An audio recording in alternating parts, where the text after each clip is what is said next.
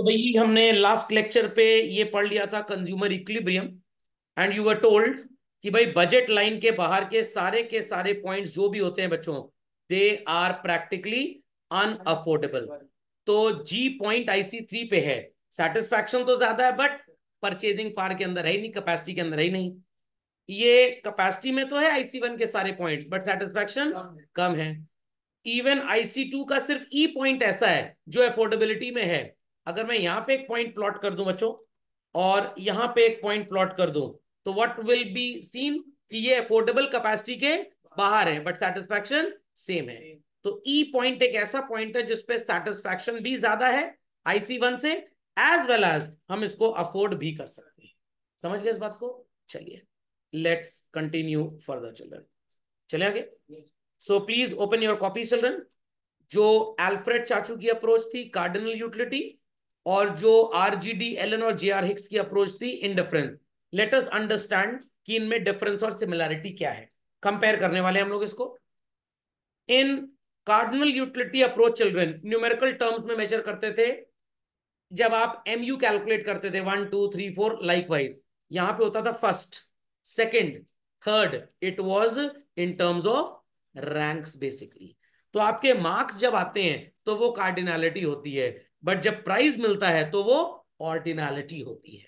समझ में आ गया? तो कार्डिनल भी इंपॉर्टेंट है एज वेल एज ऑर्डिनल भी इंपॉर्टेंट है। समझ में आ गया?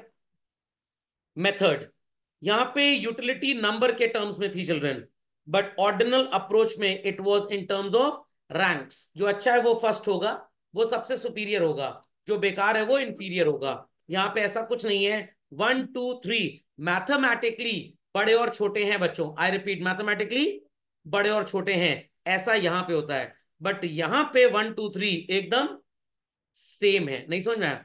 मैंगो और एप्पल की 10 यूनिट और 2 यूनिट रिस्पेक्टिवली कंज्यूम करिए, जो सेटिस्फैक्शन मिल रहा है सेम आपको मिलेगा जब आपने मैंगो की कुछ कम की और एप्पल की कुछ बढ़ा दी, एप्पल की कम की और मैंगो की बढ़ा दी। और अगर सेम सेटिस्फैक्शन नहीं मिल रहा तो आप ये चेंज अप्लाई नहीं करेंगे।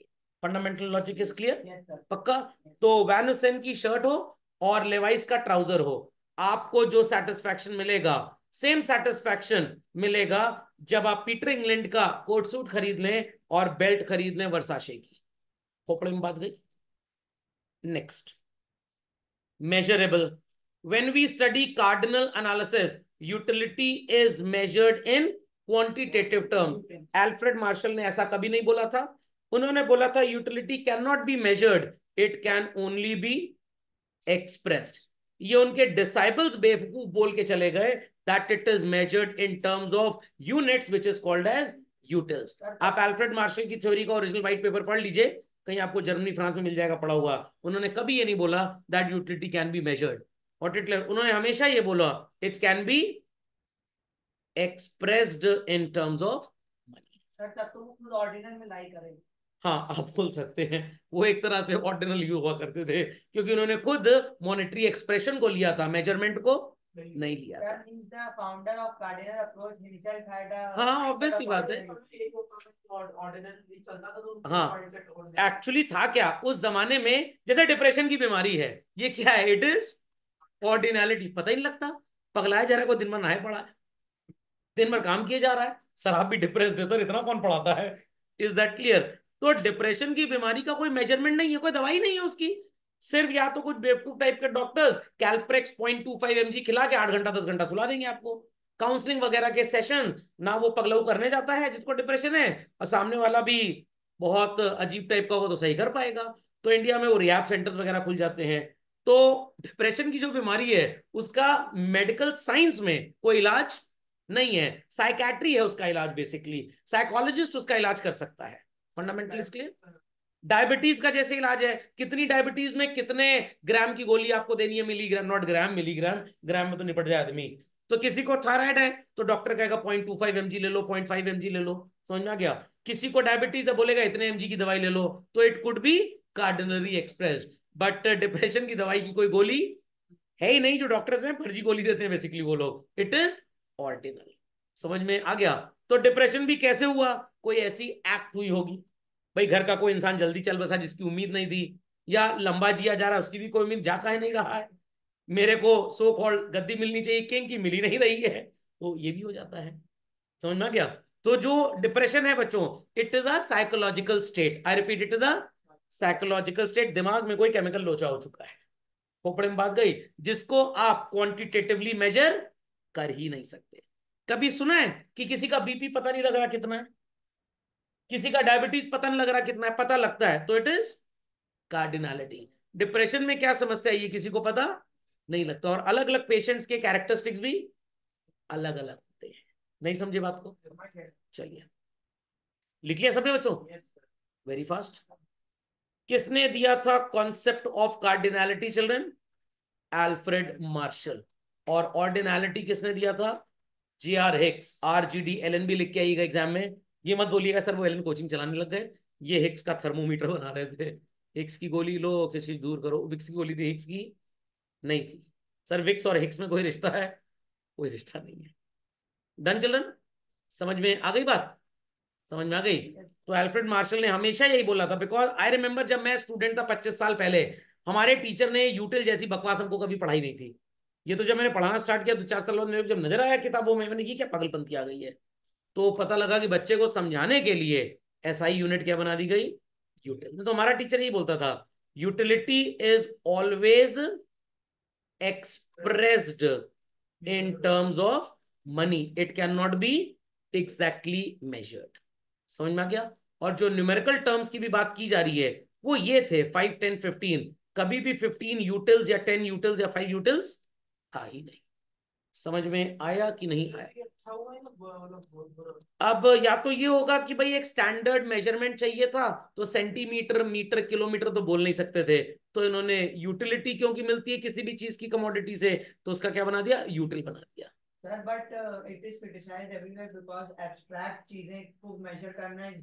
देखो क्रिटिसिज्म तो हर उस चीज का होगा जो आज बनी है कल को पुरानी होनी ही होनी है। ऑर्डिनल कार्ड नहीं आया लेकिन। नहीं ऐसा नहीं है, क्यों नहीं आया, बिल्कुल आया ऑर्डिनल में। अगर आप इंडियन कॉन्टेक्स्ट में इसको रेफर करें, आपको मोती महल डिलक्स में ही डिनर करने में सबसे ज्यादा सेटिस्फैक्शन होता है, औकात भी तो होनी चाहिए, औकात भी तो होनी चाहिए। अगर ऑर्डिनल का कोई क्रिटिसिज्म आया ही नहीं तो बजट लाइन कहां से चली आई? बजट लाइन तो JR हिक्स नहीं बना के गए ना, सबसे बड़ा क्रिटिसिज्म वही था, इन दलितों की थ्योरी आधी अधूरी थी, और ये क्रिटिसाइज किसको कर रहे हैं? इसको। तो ज्यादा भौंकता वही है जिसको काटना नहीं आता, काटने वाला अपना काट के निकल लेता है। ऐसा नहीं है, एवरीथिंग विल बी क्रिटिसाइज, जो कल बनी थी आज क्रिटिसाइज होगी होगी। समझ में आ गया? पहले स्मार्टफोन्स को लोगों ने कहा नहीं बड़े अच्छे हैं, बड़े अच्छे हैं, बड़े अच्छे हैं, बट जब उसका यूज गड़बड़ होने लग गया तो पीपल स्टार्टेड क्रिटिसाइजिंग। तो भाई क्रिटिक तो हर चीज का बनेगा ही बनेगा। समझ में गया? राम जी को लोगों ने क्रिटिसाइज किया, गांधी जी को लोगों ने क्रिटिसाइज किया, तो हमारी और JR हिक्स की क्या औकात है? समझ में आया? जैसे भी कुछ क्लास में पहले एक बच्चा मेरे से बोलने लग गया, सर वो हमारे जो स्कूल के टीचर हैं वो भी आपके स्टूडेंट रह चुके हैं और कह रहे सर बहुत होमवर्क देते हैं। अब बहुत होमवर्क इज गुड और बैड? इज गुड उनके लिए जिनको होमवर्क करना अच्छा लगता है, जिनको लग रहा है सर इतना तो हम नर्सरी से 11वीं तक नहीं पढ़े जितना आप 2 महीने में करा डाले होमवर्क, तो उनके लिए बैड है ये। नहीं समझे? समझ में आ गया? चलिए, तो सिमिलैरिटी समझ में आ गई बच्चों? चलिए, सर आ सकता है ये कंपैरिजन। हाँ बिल्कुल। अगला देख लीजिए, डिफरेंस या सिमिलैरिटी। अब कहने को सिमिलैरिटी है, डिफरेंस है, बट मेरे को तो सब एक जैसा लगता है, सिर्फ अपनी सोच आपको बदलनी पड़ेगी चिल्ड्रन। ध्यान से मेरी बात सुनिएगा, ध्यान से बात को सुनिएगा। इक्विलिब्रियम का कॉन्सेप्ट कार्डिनल यूटिलिटी में क्या आया? वन कमोडिटी में होता था कि 1 रुपए का सेटिस्फैक्शन कितना होगा, और 2 में ये होता था। यहां पे भी यही है बच्चों। MRS/XY का फॉर्मूला अगर मैं आपसे लिखने को बोलूं तो भाई आप क्या लिखेंगे? Delta Y upon delta x, मतलब loss divided by what? Gain. और यहां पे अगर मैं इसको ये कर दूं, so called delta Y upon delta x, just hold on. चलिए, delta Y upon delta x, क्या हो गया भाई?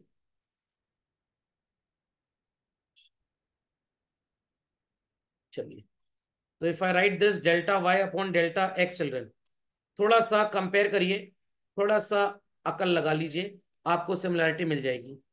यहां पे आपने एक कमोडिटी मॉडल की बात की, यहां पे तो वो एग्जिस्ट ही नहीं करता था। किससे कंपेयर कर सकते हैं आप? 2 से। MUX अपॉन PX अगर आप कर रहे हैं तो ये यूटिलिटी ऑफ एक्स है और ये प्राइस ऑफ एक्स है, तो यहां पे भी प्राइस ऑफ एक्स और यूटिलिटी ऑफ एक्स आ गया। MUY अपॉन PY कर रहे हैं, यूटिलिटी ऑफ वाई और प्राइस ऑफ वाई, सेम चीज आ गई कि नहीं आ गई? Is that clear? और जब दो कमोडिटीज कंज्यूमर खरीद रहा है तो डेफिनेटली वो इन दोनों को तभी खरीदेगा जब एक से मिलने वाला सेटिस्फैक्शन दूसरे को लॉस को कवर अप कर दे। और आप 1 रुपए की यूटिलिटी यहां पे चेक करते थे प्राइस में और इनकम में, यहां पे आपने साथ में बजट लाइन को ले लिया है। सिर्फ फॉर्मूला लिखने के लिटरल्स फर्क है, else it is exactly same. समझ में आया? तो चाहे CBSE बोर्ड की बात करिए चाहे SC बोर्ड की बात करिए, क्या कोई फर्क है? वहां माइक्रो बच्चा 11 में पढ़ लेता है, यहाँ 12th में। वहां ID पढ़ाई जाती है 12th में, आपको पढ़ाई जाती थी IC में 11th में। तो अगर NEP की बात करें, जहां 9वीं में ही आपको सेलेक्ट कर लेना है कि क्या पढ़ना है, तो 9वीं से 12वीं तक का सिलेबस तो सेम है। किसी यूनिवर्सिटी में इनकम टैक्स सेकेंड ईयर में पढ़ाई जाती है, किसी में थर्ड ईयर में पढ़ाई जाती है, किसी में कॉर्पोरेट अकाउंटिंग फर्स्ट ईयर में पढ़ाई जाती है, किसी में सेकेंड ईयर में पढ़ाई जाती है। Is there any difference? No difference. तो सिर्फ लिखने का फर्क है, रियलिटी में इट इज ऑल सेम। समझ गए? चलिए झटपट लिख लीजिए बच्चों। रिलेशनशिप को ध्यान से समझिए बच्चों। अगर मैं डेल्टा वाई अपॉन PY लिखूं तो एग्जैक्टली ये हो गया। MU भी तो चेंज इन यूटिलिटी होता था और डेल्टा भी चेंज है, ये तो सर एग्जैक्ट मैच कर रहा है। बट ये sir X upon price of X है, ये तो प्राइस ऑफ X अपॉन हो गया। भाई ठीक है, गर्ल्स इज टू बॉयज 10:4 बोले, या बॉयज इज टू गर्ल्स 4:10 बोले, मतलब तो एक ही है। आपकी एज आपके पापा की एज से 1/3 है, या आपके पापा की एज आपसे 3 टाइम्स है, तो बात एक ही हो गई। अरे तो वही तो मैं कहने की कोशिश कर रहा हूँ, या देखने में अलग लग रहा है बट अल्टीमेटली इसका मतलब एक ही है। तो ये डिफरेंस सिर्फ बच्चे को पागल बनाने के लिए, practically it is all same. समझ में आ गया? तो अल्फ्रेड चाचू ने जो थ्योरी दी, उन्होंने अलग अलग स्टेजेस में डेवलप किया। पहले प्राइस नहीं लिया, बाद में प्राइस ले लिया, उसके बाद दो कमोडिटी ले ली, फिर उसमें इनकम भी ले ली। अच्छी चीज क्या थी अल्फ्रेड मार्शल में, इन्होंने हर थ्योरी को कंसोलिडेट कर दिया, कंसंट्रेट कर दिया। किराए की थ्योरी नहीं लेके आए थे ये दलिद्र JRD टाटा तो नहीं थे, मतलब JRX और RGDLN, ये किराए की थ्योरी लेके आए थे। अगर बहस हो, बजट लाइन इनका थोड़ा था, बजट लाइन कहीं से इन्होंने बोरो किया था। तो आपको जो लगता है कि माइक्रोसॉफ्ट विंडोज बड़ा अच्छा है, माइक्रोसॉफ्ट कॉर्पोरेशन बहुत बढ़िया है, 90% तो हिंदुस्तानी वहां का प्रोग्राम डेवलप कर रहा है, बट सिर्फ उनकी हैसियत इंडिया में ज्यादा नहीं है। हाँ, सिंपल एज दैट, सब चोर थे। चलिए समझ गए बच्चों? चलते हैं आगे। आपके सामने एक सो कॉल्ड प्रॉब्लम आ रही है बच्चों। कंज्यूमर दो गुड्स कंज्यूम करेगा, X और Y। X 2 रुपए का है और Y 1 रुपए का है। 24 रुपए उसकी इनकम है टोटल। वो 8 यूनिट X के और 10 यूनिट Y के खरीद सकता है कि नहीं? 8 यूनिट X के 8 Y के खरीद सकता है कि नहीं? आपको जवाब देना है बच्चों, पूछता है इंडिया। बताइए, 8 यूनिट X के कितने के पड़ेंगे? 16। और 10 यूनिट Y के कितने के पड़ेंगे? 10 टोटल। नहीं खरीद सकता। 8 यूनिट X कितने का पड़ेगा? 16। और ये पड़ेगा 8 रुपए का, खरीद सकता है। Is that clear? What will B MRS XY? भाई सिंपल सी बात है, MRS XY क्या होगा? प्राइस रेशियो क्या है इन गुड्स का चिल्ड्रन? 2:1। तो जब तक MRS 2:1 2:1 2:1 चलता रहेगा, ये खरीद सकता है। What it clear? तो ऐसे धमाकेदार क्वेश्चन एग्जाम में आएंगे, क्योंकि पहले दोनों तो आसान थे, तीसरे में आपने सोचा क्या लिखें, बहुत ढेर सारे आंसर इसके हो सकते हैं, तो आपको इस तरह का शॉर्ट एंड सिंपल आंसर लिखना है। इक्विलिब्रियम तब होगा जब MRS XY बजट लाइन के बराबर होगा। मतलब sir, delta Y upon delta X equals to PX upon PY। This is the condition of consumer's equilibrium, जहां पे ये प्राइस आपको बताएगा योर कैपेसिटी टू स्पेंड, और ये आपको बताएगा विलिंगनेस टू स्पेंड। IC में बजट लाइन के साथ कॉन्सेप्ट ये चलता है कि कंज्यूमर कब चीजों को खरीदेगा और कितना खरीदेगा। तो भाई जब दो कमोडिटीज वो खरीद रहा है, अगर आपको मेरे लास्ट एग्जांपल बजट लाइन की बात याद हो, मैंने एक लिया था जिसमें कमोडिटी का यूनिट एक एक करके चेंज हो रहा था, बट वह प्राइस सेम थी, तो हर जगह MRS 1:1 नहीं आ रहा था। और फिर मैंने एक एग्जांपल लिया था जहां पे बर्गर 5 का था और ये 10 का था और दो दो यूनिट चेंज हो रहा था। तो आपकी खर्च करने की कैपेसिटी का जो रेशियो है और जो आपकी यूनिट्स का इंक्रीज और डिक्रीज है, दोनों का रेशियो हर बार सेम होना चाहिए, तब कंज्यूमर इक्विलिब्रियम में होगा, वरना नहीं। Fundamental is clear. तो ये जो delta Y upon delta X है, ये इंडिफरेंस कर्व अप्रोच है। नहीं समझे बात को? बजट लाइन याद है कि नहीं याद? तो जिस रेशियो में प्राइस चेंज होगा उसी रेशियो में क्वांटिटी चेंज होगी। सिंपल भाषा में समझिए, एक्स 1 रुपए का था, समझ में आ गया, वाई 2 रुपए का था, तो प्राइस का रेशियो क्या हुआ? 1:2। यूनिट्स का रेशियो भी 1:2 होना चाहिए आपका। समझ में आ गया? एक्स जो है वो 10 रुपए का है और वाई भी 10 रुपए का है, तो यूनिट्स का चेंज भी 1:1 ही होना चाहिए। एक एक यूनिट एक की बढ़ाएंगे और एक की कम करेंगे। याद आ रहा है कि नहीं बजट लाइन? पक्का डिट्टो वही चीज है, बस लिख लीजिए बच्चों, बड़ी इंपॉर्टेंट चीज है। मैं बजट लाइन बना के एक बार दिखा देता हूं, परेशान मत होइएगा। कमोडिटी वाई और कमोडिटी एक्स तैयार है? 0, 1, 2, 2, 3, 3, 4, 4 एंड 5। दोनों कमोडिटी 10-10 रुपए की है। रेडी? तो यहां पे कितना खर्च हुआ? यहां पे कितना खर्च हुआ? 10। 10 रुपए। यहां पे कितना खर्च हुआ चलन? 30 रुपए। 50 रुपए। यहाँ पे कितना खर्च हुआ? 50, 50। 70, 90। यहाँ पे 70 और यहाँ पे 90। अब ध्यान से सुनिएगा, मैंने क्या बोला? दोनों कमोडिटी कितने की चलन? 10-10 रुपए की है। ठीक है, थोड़ा कहानी में ट्विस्ट लाना पड़ेगा, क्योंकि आपकी इनकम कितनी है ये भी हमको बताना पड़ेगा।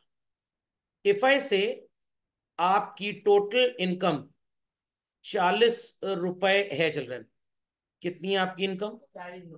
40 रुपए at all times. How much? 40 रुपए। ठीक है, और कमोडिटी एक्स जो है वो भी 10 की है और वाई भी 10 की है। तो आप एक्स के कितने यूनिट्स खरीदें कि पूरा पैसा आपका सो कॉल्ड खर्च हो जाए? 40 रुपए चिल्ड्रन। 4 यूनिट आप खरीद लेंगे। वाई की कितनी खरीदेंगे आप? 0। समझ गए? समझ गए? दोनों 10-10 रुपए की हैं। ये आप एक ले लें और इसकी 3 ले लें, स्टिल आप कितना खर्च करेंगे चलन? 40, क्योंकि दोनों 10-10 रुपए की हैं। समझ गए? इसकी 2 ले लें और इसकी 1 ले लें, ऐसा होगा? ऐसा नहीं होगा। क्या करें आप? दोनों की 2-2 खरीद लें। कितना खर्च हो गया फिर से? 40। इसकी 3 ले लें बच्चों और इसकी 1 ले लें, कितना खर्च हो गया? 40।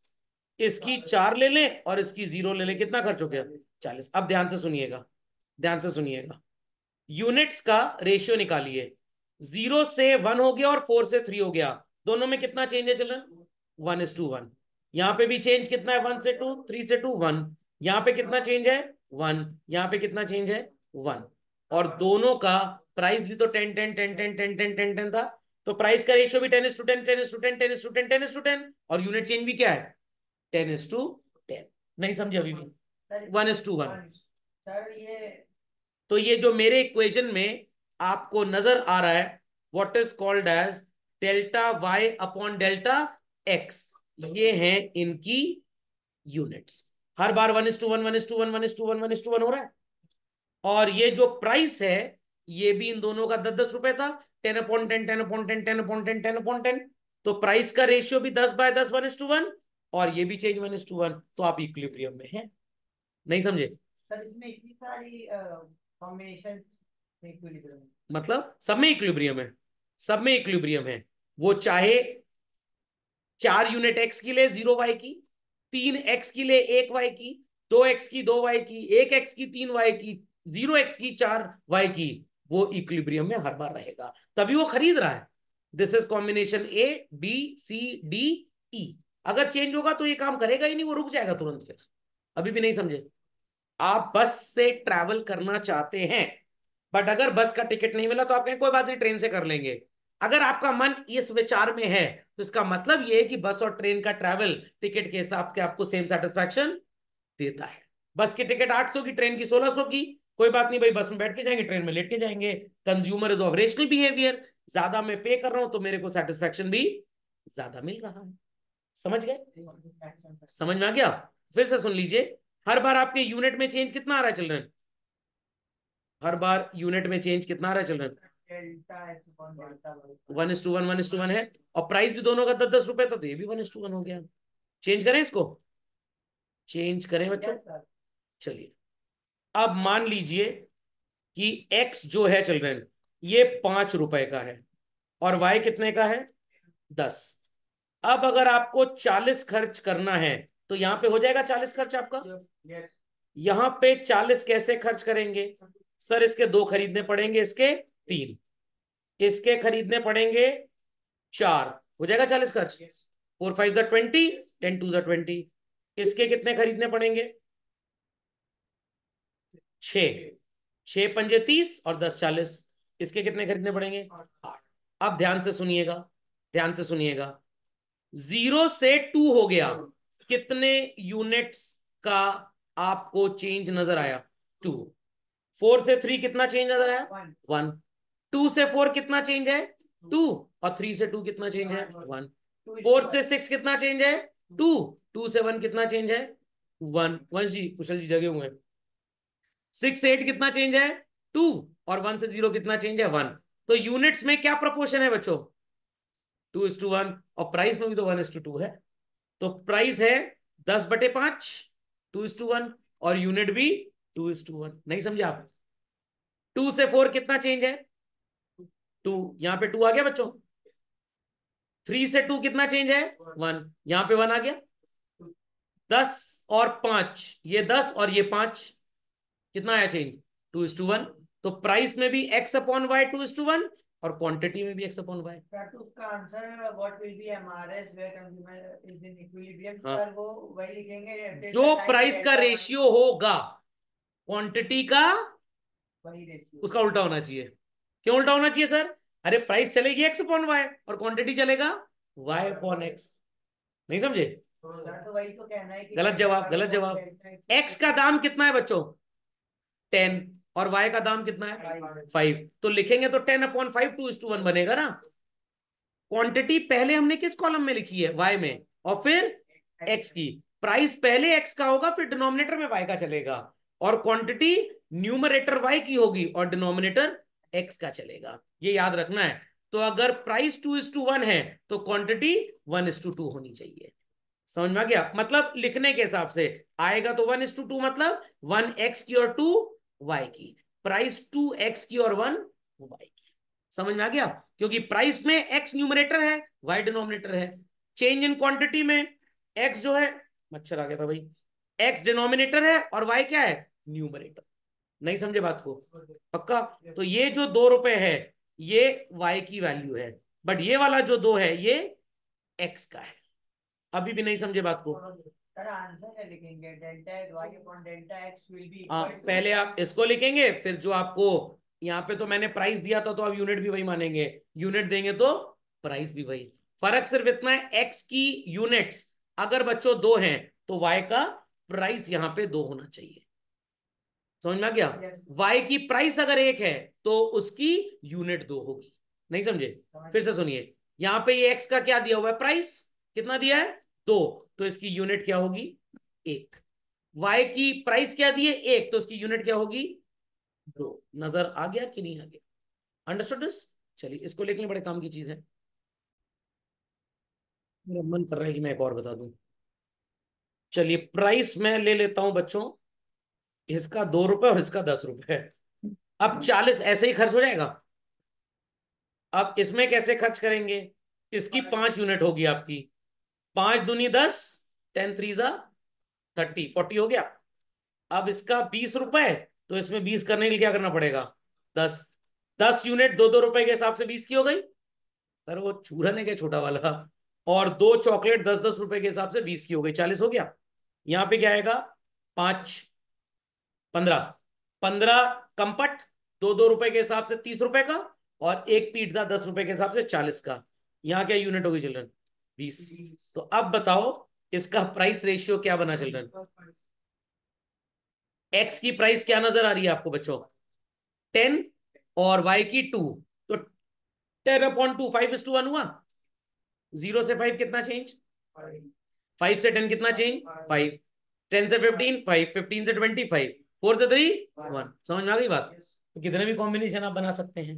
नहीं समझे बात को? समझ में आ गया?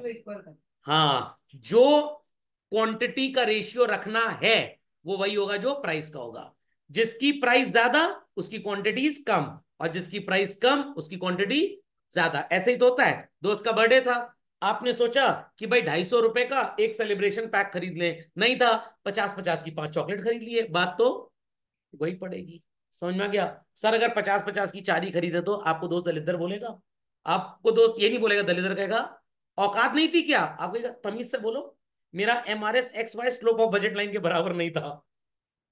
नहीं समझे?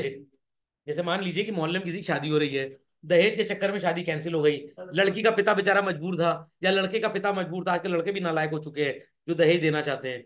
तो लड़के का पिता कह रहा नहीं, हमारी तो औकात ही नहीं है कि आपकी IAS लड़की से अपने 12वीं फेल लड़के की शादी कराएंगे। तो लड़के के पिता को ऐसा नहीं बोलना, क्या बोलना है? शर्मा जी, हमारा MRS XY slope of budget line के बराबर नहीं है, हम रिश्ता तोड़ रहे हैं। हाँ, 10 मिनट समझ में आएगा, फिर क्या करे पगले रुलाएगा क्या? समझ में आ गई बात? चल रहे हैं, समझ में आ गई बात? पक्का?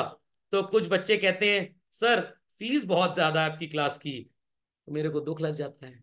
ये मत बोलो, MRS XY is not equal to slope of budget line. मतलब मेरे को लग रहा है मैं पैसे ज्यादा खर्च करूंगा, बट मेरा इतना पढ़ने की औकात है ही नहीं। समझ में आया कि नहीं? तो अगर 2-4 चीजें बाजार में मम्मी के साथ लेने गए और घर आके पापा ने पूछा क्या हुआ, खाली हाथ लौटा है, महंगा था क्या? MRS XY was not equal to the slope of budget line. समझ में आ गया कि नहीं आ गया? चलिए, तो ये समझ में आ गया बच्चों, क्यों आसान चीजों को डिफिकल्ट बना दिया जाता है, ताकि सब लोग ज्ञान ना ले पाए। अभी वो शाहरुख खान की मूवी थी ना डंकी, उसमें बोला ना भाई, यूके जाने के लिए टॉफल क्यों क्लियर करना पड़ता है, आइलेट्स क्यों क्लियर करना पड़ता है? क्वीन एलिजाबेथ इंडिया आई तो उनसे हिंदी का एग्जाम लिए थे क्या? संस्कृत उर्दू का एग्जाम लिए थे क्या? एंट्री दे दिए थे ना, तो हमको भी दे दो। और कौन हमको वहां जाके हार्वर्ड में प्रोफेसर बनना है, हमको टैक्सी चलानी है बस। समझ में आ गई बात? चलिए, अगला question. Consumer consume two goods, price of good X is 4 and 5, और कंज्यूमर की इनकम है 20 रुपए। हो जाएगा बच्चों? हो जाएगा? चलिए, लिख लीजिए सवाल फास्ट। तो चार्ट बनाता हूं। चलिए, कौन से दो प्रोडक्ट्स हैं children? Equation of budget line नहीं होगी यार। नहीं, इक्वेशन ऑफ बजट लाइन बनाने के लिए आपको सो कॉल्ड ये चार्टिंग करनी पड़ेगी। चलिए, वाई कितने का है बच्चों? सर वाई 5 and X 5 रुपए का, और ये 4। इनकम कितनी है? 20। ठीक है, चलिए 20 20 20 20। भाई इतना बहुत है। चलो, 0 Y, तो 5X ले लें बच्चों, 20 रुपए हो गया। ठीक है, अब इसको क्या कर दें, 1 कर दें, और इसको 4 कर दें। 1Y 5 रुपए का और 4X 16 रुपए के, 20 रुपए हो गया। 21 हो गया। 21 हो गया। हाँ, तो ये नहीं हो पाएगा फिर। तो क्या किया जाए, इसको 2 और इसको 3 करके देखें। नहीं सर, 22 हो गया। क्या किया जाए? क्या किया जाए सोचिए, क्या किया जाए, क्या किया जाए? सोचो सोचो। 4 x, units of Y and 0 units of X. 4 units of X and 0। चलिए, एक ये कॉम्बिनेशन हो गया। और कोई कॉम्बिनेशन? सर वो चिंदी चोर की तरह फिर खरीदना पड़ेगा। नहीं, पॉइंट में आ जाएगा आंसर, होल नंबर नहीं आ पाएगा। Is that clear? यही दोनों काउंट मल्टीपल। हाँ, तो यहां पे बच्चों मैथ्स का LCM रूल लगेगा। क्या लगेगा? LCM HCF आप लगा सकते हैं। समझ गए? समझ गए? क्योंकि वैल्यू ऐसी है, 4 रुपए 5 रुपए, 1 और 1.25 का डिफरेंस है, या 1 और 0.8 का डिफरेंस है। ठीक है, चलिए तो देखिए वो आ गया 4 रुपए 5 रुपए बच्चों। समझ में आ गया? स्लोप ऑफ बजट लाइन भी वही है, 4 रुपए 5 रुपए। चलिए गीतिका जी, आपको बहुत बहुत बधाई हो, एकदम सही जवाब आपने दिया। इक्वेशन कैसे? इक्वेशन बस जो मैंने आपको सिखाई है थोड़ी देर पहले, भूल गए क्या भाई? Consumer equilibrium equals to delta Y upon delta X equals to P X upon P Y. इससे याद रखिएगा ना, M R S X Y equals to P X, यही तो है, ये है। इसी को एलोंगेट करके ऐसे कर दिया आपने बस। और मैंने आपको ये बात बताई थी पिछली क्लास में, कुछ लोग पार्टी कर रहे तो नहीं आ पाए थे। ये बात आपको बताई गई थी कि भाई जो वैल्यू आपको नजर आएगी, मतलब x अगर पहले नजर आ रहा है तो वो कहाँ रहेगा, न्यूमरेटर में, और y बाद में नजर आ रहा है तो कहाँ रहेगा, डिनोमिनेटर में।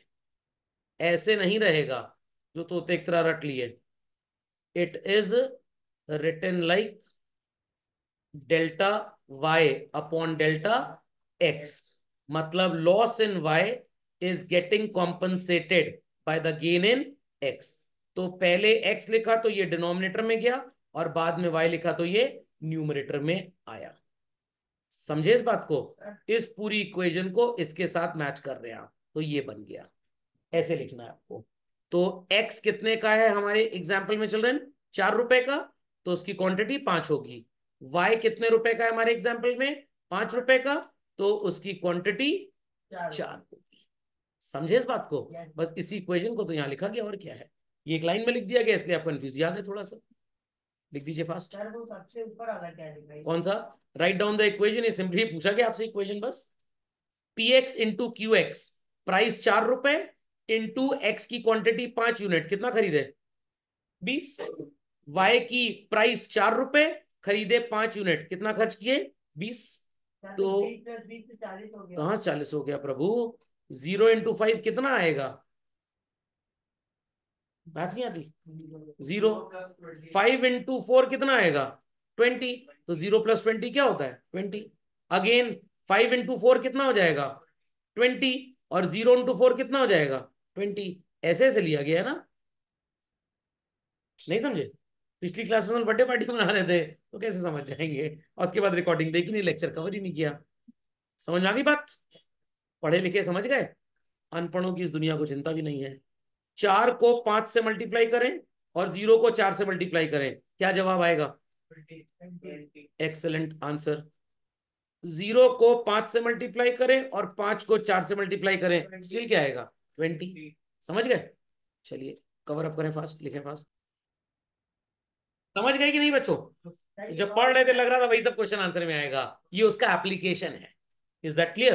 एक बार और समझा दीजिए क्या दूसरे से मैं कैसे समझा पाऊंगा, जब यहाँ पे प्राइस 4 रुपए और 5 रुपए लिखी है, उसके लिए प्राइसेस चेंज करनी पड़ेंगी ना, और वो पिछले वाले में समझाया था। जैसे और कॉम्बिनेशन बनेंगे अब। हाँ तो वो पॉइंट में बनने लग जाएंगे ना, होल नंबर नहीं बनेगा। पुराने वाले के, हाँ तो सर वो सब बजट में जाएगा, सब बजट में जाएगा। ये जो इक्वेशन है, इक्वल है ना, ये जो इक्वेशन आपने पढ़ी, that is MRS XY equals to PX upon PY। आपने क्या पढ़ा, delta x upon delta, sorry, delta y upon delta x equals to PX upon PY। आपने ABCDE 5 कॉम्बिनेशन लिए, कमोडिटी y, कमोडिटी x, और अपना expenditure ले लिया। हर बार आपको खर्च कितने करने हैं, 40 रुपए। x है 5 रुपए का और y कितने का है, 10 रुपए का। तो यहां पे 0 और यहां पे 4। Is that clear? इसके आगे बताइए क्या वैल्यू लिखूं मैं, यहां पे 2 और यहां पे 3। Is that clear? यहां पे क्या लिखेंगे, 4 और यहां पे 5 लिख देंगे, 2। यहां पे क्या लिखेंगे, 6, और यहां पे क्या लिखेंगे, 1। Is that clear? यहां पे क्या लिखेंगे, 8, और यहां पे क्या लिखेंगे, 0, 0। तो ये जो ए कॉम्बिनेशन है इस पे भी फिट बैठ रहा है, ये बी कॉम्बिनेशन इस पे फिट बैठ रहा है, ये सी इस पे फिट बैठ रहा है, ये डी इस पे फिट बैठ रहा है, ये ई इस पे फिट बैठ रहा है। समझे? नहीं समझे? समझ गए? चलिए। सर मतलब जब तक expenditure is equal to budget of the income of the consumer, हाँ, तब तक वो सारे budget line simple as that. समझ गए? चलिए, अंडरस्टूड दिस? कोई क्वेरी तो नहीं? चलिए तो जरा इसको भी समझ लीजिए।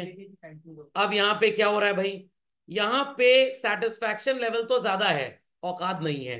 इसीलिए satisfaction is more than price. यहां पे भी वही हो रहा है। कहां पे बराबरी आ रही है चिल्ड्रन? डी पॉइंट पे। Is that clear? तो अगर मोहल्ले में कोई रिश्ता कैंसिल हो गया तो उसकी वजह ये होगी या ये होगी। लड़के वालों के पास ज्यादा पैसा था, लड़की का पिता दहेज नहीं दे पा रहा था। लड़की वाले दहेज तो दे पा रहे थे, लड़का ही दलित था। तो रिश्ता बराबरी वालों में होता है। ये हिंदी मूवी में डायलॉग रहता है ना। चलिए, समझ गए बच्चों? ये नोट्स में है, नो नीड टू कॉपीफाई। चलिए, कंज्यूमर हैज 5 डिफरेंट कॉम्बिनेशंस। कर लेंगे क्वेश्चन? करिए झटपट फास्ट। एमआरएस निकालिए, कंज्यूमर इक्विलिब्रियम निकालिए, फास्ट चलिए। चलिए चेक करिए एमआरएस का वैल्यू कैसे निकलेगा। सबसे पहले तो आप यहां लिख दीजिए एमआरएस। यहां डैश हो गया चिल्ड्रन। 2 से 4 का चेंज कितना आया? 2। और ये आ गया 10। फिर ये आया 2:8। ये 2:6 और ये 2:6। ओ सॉरी सर वाई ऊपर रहता है। अरे भैया लिखने दो दो कम से कम, इनके पेट में ज्यादा दर्द होती है। ये जाहिल टाइप के लोग होते हैं जो क्लास जब होती है तब नहीं गवार क्लास करेंगे, उसके बाद आके 100 तरीके के प्रॉब्लम फंसाएंगे यहाँ पे। तो इसलिए कहता हूँ पहले क्लास करिए, पहले समझिए चीजों को कैसे समझना है। हाँ, ये क्या आएगा भाई? 2:4। अब जब आप एमआरएस लिखते हैं एक्स वाई तो आप कैसे लिखते हैं उसको? डेल्टा वाई ऊपर होगा और डेल्टा एक्स नीचे होगा। अब change in Y upon change in X की बात करें तो it will become 10:5। Sorry 10:2 children, 8:2, 6:2, 4:2। अब इसको रिड्यूस कर लीजिए आप, तो ये बनेगा 5:1, ये बनेगा 4:1, ये बनेगा 3:1 और ये बनेगा 2:1। इतना सबको समझ में आ गया? ये जो डेल्टा वाई है ये है 5, 4, 3 एंड 2। और जो डेल्टा एक्स है ये है 1, 1, 1 और 1। प्राइस क्या है? 3। कहने का मतलब x commodity is available at what price children? At a price of ₹3। और वाई कितने का है?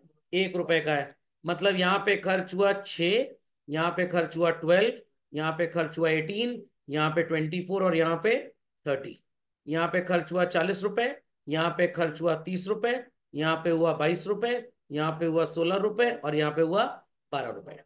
टोटल एक्सपेंडिचर यहाँ पे 46 है, यहाँ पे एक्सपेंडिचर 42, यहाँ पे एक्सपेंडिचर 40, यहाँ पे एक्सपेंडिचर 40 और यहाँ पे 42। अब क्या आपको कंज्यूमर की इनकम दी हुई है?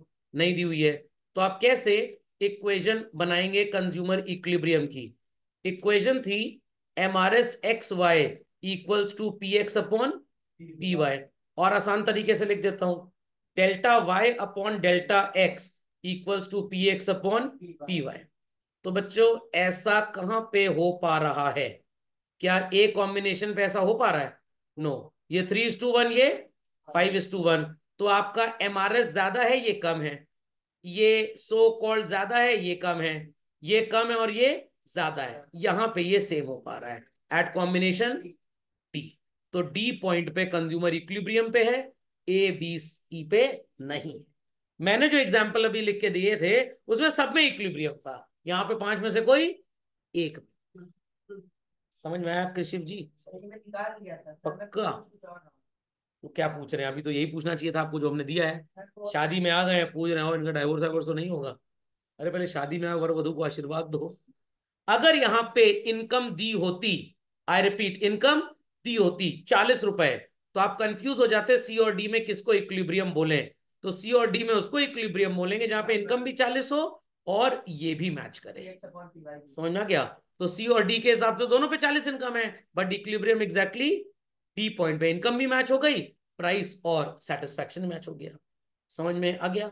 अब पूछिए कृषि जी क्या पूछा? क्या है आंसर? एमआरएस क्या है? ये सारे के सारे एमआरएस हैं, ये भी एमआरएस हैं, ये भी एमआरएस हैं। आपको क्या खरीदना है बताइए? एमआरएस एक्स वाई अगर खरीदना है तो ये है और ये है।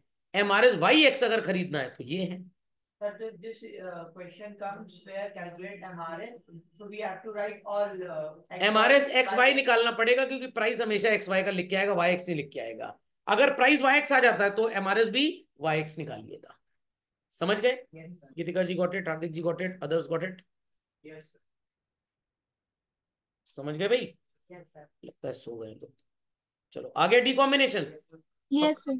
एक अजम्पशन लिख लीजिए यहाँ पे, if consumer's income is ₹40 then equilibrium shall not be at point C, it would be at point D only. क्यों? क्योंकि इनकम, प्राइस रेशियो और एमआरएस सबको इंसाइड करना चाहिए। समझ में आ गया? तो इनकम 40 है तो सी पे भी खर्च हो रही थी, डी पे भी खर्च हो रही थी, बट हम डी को ही इक्विलिब्रियम बोलेंगे, सी को इक्विलिब्रियम नहीं बोलेंगे। और यहाँ पे तो 42-46 खर्च हो रहा था, ये तो इनकम ही ओवरशूट कर गई हमारी। समझ गए बच्चों? चलिए, था धमाकेदार सवाल। तो ज्यादा पिटर पिटर जो लोग करें, हम कंज्यूमर इक्विलिब्रियम पढ़ चुके हैं, ये एक दो सवाल फेंक देना उनके ऊपर। कोविड का कांटा बच जाएगा, इसका नहीं बच पाएगा। अरे बहुत चलिए, अरे ऐसे बहुत मिलेंगे शीट में, बिल्कुल परेशान मत होइए। समझ गए बच्चों? yes. दो इंडिफरेंस कर्व इंटरसेक्ट नहीं करते, ये एब्सर्ड कंडीशन ऐसा पढ़ चुके हैं। अंडरस्टूड? Yes. तो इसी के साथ ही चैप्टर होता है राम राम सर।